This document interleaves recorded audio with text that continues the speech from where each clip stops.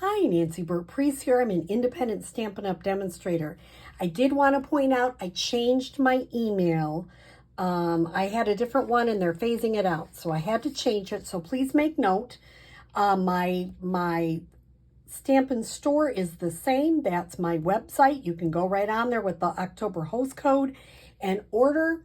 Of course, please keep sharing my Facebook business page. Thanks to you, I just went over 500 viewers. And I'm looking to grow my YouTube channel, and I put fun little things on there. So if you haven't checked out my YouTube channel, sorry, YouTube is 500.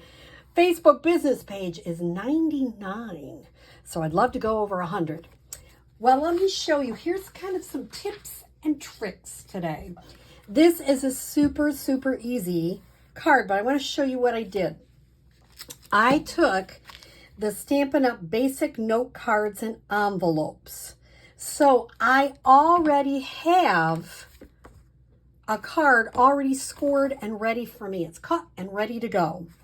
And it measures 7 inches by 5 inches. And yes, you can mail it. And it comes with the envelopes, which I love.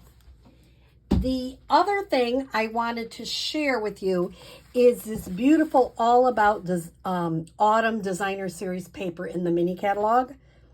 I mean, I hardly did anything to make this card, but I'm going to show you something I want to do to fancy up the envelope. So what I did to make this card is I took a piece of 6 by 6. I cut it down 3 inches in the middle so I could make 2 cards with it. 3 by 4.5. Then I have some pumpkin pie, which is 4 3/4 by 3 1/4. So it layers on there beautiful. Here's one of my first tips. You know when you cut your basic white and you have a 1/4 inch, no, that's a 1/2 inch, 1/2 inch strip left, save it. I have an area I put these and I bring it out. And it's perfect for this saying, which comes from autumn leaves. So I find 1/2 inch, sometimes you have to go a little bit more, work just beautifully. And these, I just put a couple of brushed metallic dots. I have to make some thank you notes, and I thought, well, that's just easy and simple. And I love, let the designer series paper do the work, right? So what I really wanted to show you is a fun way to doll up your flaps, and we'll be doing lots of different things. But here's the first thing I'm going to do is I cut a piece of, this is that same paper. I don't really want books on it, but I could. And I cut it at 2 1/4 by 5 1/4 because I measured how much this flap was. What I'm going to do is I'm going to put adhesive right to the flap, right on the flap. I'm not going to put a ton because you don't want that glue oozing out. Now, in case you didn't know, when you're green glue, you can take the other edge and kind of smooth it out. Yes, you can squeeze it and get more glue out too, but I also like to use this to kind of make the glue spread out. In case you get a glob of glue, I tend to use glue for this, not the tape runner. It just seems to do better. So let me go there. Okay. And now what I'm going to do is I'll put it on maybe on this seam so you can see it a little bit better.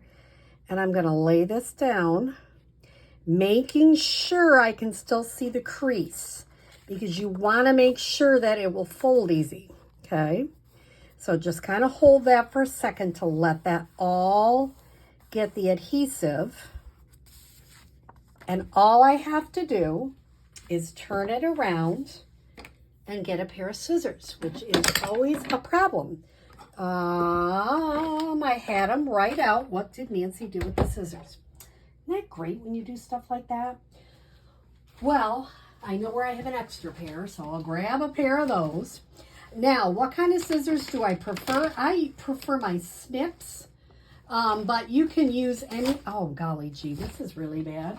I thought I had everything all ready. Well, I'm going to use the scissors that I have right here. They're usually my ribbon scissors, but I'm gonna use them.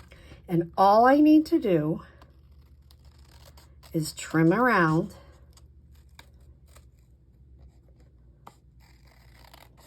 You notice that I'm holding the scissors in one area and I'm moving the paper around. And that is the best thing to do for every time you cut. You move the paper, not the scissors. And it just makes your life so much easier, I should say.